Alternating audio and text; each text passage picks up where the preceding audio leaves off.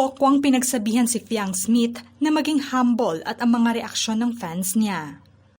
Pokwang inalmahan ang angas na pahayag ni Fiang Smith tungkol sa kanilang batch na inilarawan niyang the best batch di umano ng PBB season. Ito ang buong istorya. Napangiwi ang komedyanteng si Pokwang sa pahayag na binitawan ni Fiang Smith na siyang PBB Gen 11 big winner.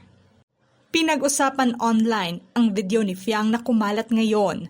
Ayon sa isang netizen na noong April 6 pa umano ang video na kuha sa isang fan meeting ngunit muling ini-upload lamang at nag-trending ngayon. Base sa video na ibinahagi ng isang Facebook page, proud na sinabi ni Fiang ang tungkol na sa pagiging the best ng batch di umano nila sa kanyang pahayag. Alam mo kahit ilang batch pa yan, walang makakatalo sa batch namin. Hello, Gen 11. Breaking highest views. Hello. Sa dagdag na pahayag pa niya. No, just a joke. That's why no one can beat our batch because we are all very genuine, very authentic. We thought no one was watching. That's why we all have that kind of attitude. Inihayag ni Fiang na nagpakatotoo umano ang kanilang batch dahilan upang walang makakatalo sa PBB batch nila. Ang PBB Gen 11 ang sinundan ng tinutukang PBB Celebrity Collab Edition. Dahil balik PBB season na ngayon, naging relatable nga ang pahayag na binitawan ni Fiang. Giit pa niya na record-breaking umano ang batch nila at marami ang tumutok. Ayon naman sa impormasyon ng ABS-CBN, nakapagtala ng 2.26 concurrent million views ang PBB Gen 11 na siyang nanatiling may mataas na record sa Big Night kumpara sa katatapos lamang na PBB Celebrity Collab Edition na mayroon lamang 1.5 million concurrent views. Dahil sa pagmamalaki ni Fiang sa batch nila na siyang mas tinutukan, may ibang netizens na hindi sang-ayon sa kanyang sinabi. Kung pagbabasihan lamang ang mga viewers ng PBB Celebrity Collab Edition ngayon, naging hati naman ang mga manonood dahil ipinalabas nga rin ito sa Free TV o sa GMA7. Samantalang sa kanilang batch naman noon ay hindi ito napanood sa Free TV. Kung pagbabasihan naman ang mga nagdaang batch ng PBB, hindi pa gaanong totok ang mga netizens online, lalo pa at napapanood pa ito sa Free TV o Kapamilya Channel. Kaya giit nilang hindi umano dapat ipagmayabang ni Fiang ang kanilang batch. Dahil sa kanyang naging pahayag, hindi naman ito nagustuhan ni Pokwang at nagbigay ng kanyang reaksyon sa naging pahayag ng dalaga. Nagkomento ang komedyante at hirit niya ay huwag muna daw magmayabang si Fiang. Sa kanyang komento, My God, Iha, 21 years na ako sa showbiz at ang sekreto, be humble Iha, yan muna ang pag-aralan. Nakailang PBB season na ang nasaksihan ko pero iilan na lang silang aktibo ngayon sa showbiz. So Iha, please wag muna magmayabang, bad yan. Binigyang aral at reminder nga niya ito. Dahil tila maangas at medyo lumaki nga ang ulo niya sa kabila pa manabaguhan pa lamang siya sa industriya. Nagbigay halimbawa pa si Pokwang tungkol na sa mga artistang biglang nawala at nalaos na lamang sa showbiz.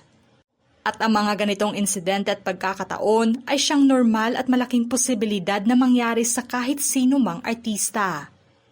Kaya ang pagiging humble at marespeto ay isa lamang sa sekreto kung bakit may mga artistang nagtatagal pa rin sa industriya.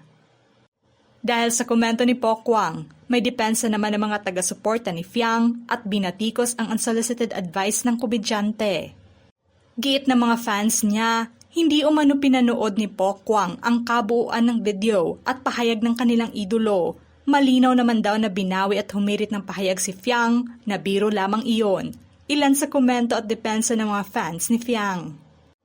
Miss Pokwang, Fiang fans were just trying to respectfully remind you that the video you reacted to was clearly cut. We expected a bit more grace. Ang feeling perfect naman ng iba. Wala pong masama sa sinabi niya, diba? Masyado lang papansin at feeling perfect yung iba. Bakit ako dati? Di naman ako nanonood ng PBB noon. Pero nung kay Fiang, nanood ako. Masama na pala yun? Inggit lang sila, hayaan nyo na mga bashers, mga killjoy naman. Hindi lang napatol sila Fiang at family niya, pero kung may sasampulan ang mama ni Fiang, baka matigil yung mga yan. Grabe na kasi yung mga sinasabi nila laban kay Fiang. Samantalang may reaksyon naman si Pokwang sa pagtatanggol at komento ng mga fans ni Fiang na siyang kumakalaban sa kanyang binitawang komento. Sa X app, may isang taga-suporta ni Fiang na siyang nag-iwan ng kanyang opinyon at ayon sa kanyang post. Fam, huwag na tayong mag-reply sa kung ano man ang i-post ni Miss Pokwang. Maliit ang mundo, magtatagpo rin sila at magkakakilala. Hindi man yan nabigyan ng pagkakataon na kilalanin muna si Fiang, hayaan lang natin ang pagkakataon. Nakita naman mismo ni Pokwang ang nasabing post at sinagot niya ito at sa kanyang komento. Yes, kagaya ng makatrabaho ko sila Nadine, Liza Soberano, Sandara Park, Kim Chu, Melay, di ko malilimutan yon. Kasama sila Marian Rivera, Vilma Santos, Eddie Garcia, Tatay Dolphy, Gloria Romero. May chance, sabi nyo nga, maliit ang mundo. Tama, buti na lang, bago ako nalaos, nakatrabaho ko lahat ng malalaking names sa industriya. John Lloyd, Aga, Claudine Barreto, Bossing Vic pa at Juday. Sarap malaos kapag ganyan ang mga naka-work mo. Sa hirit pa na komento naman ng isang netizen na pabirong nagtanong kung sino nga ba si Fiang, may sagot naman si Pokwang. Siya yung may mga fans na nagmamahal ng sobra, to the point pati si Malia na anak ko wish nila ng di maganda, na screenshot ko na para kasuhan. Sa pahayag at pagsagot ni Pokwang, may mga netizens naman na naunawaan ang komentong kanyang binitawan. May ibang netizens na rin kasi na inalmahan ang ugali ni Fiang sa harap ng publiko. Giit nila na minsan wala umano itong respeto at hindi binibigyang buhay ang kanyang pagiging isang big winner na sana'y maging inspirasyon ng ibang kabataan tulad niya. May ilang insidente na rin kasi na nagpapakita umano siya ng kawalang respeto sa kapwa at mga kaibigan niya, komento pa ng iba. Sa taas ng ere niya, sadly wala na atang pakikinggan yan. Hanggat merong sumusuporta sa kanya, di yan magbabago, malabo. At last, may someone na rin sa industriya na nag-call out sa squammy na ugali niya.